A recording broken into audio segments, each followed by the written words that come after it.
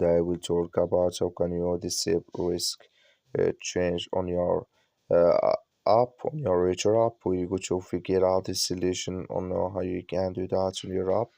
So you just follow these ways, then it's control video.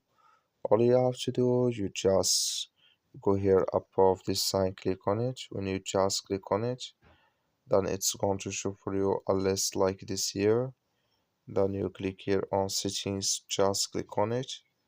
So then it's going to take you to this list. Then all you have to do now, you just click here on notifications here. Then you come to next step here, you click here on page reader, just click on it here.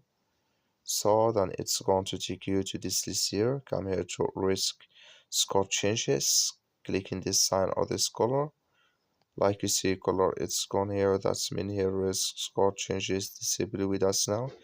That's all you have to do. Thank you for watching. Don't forget to support us by liking and subscribe.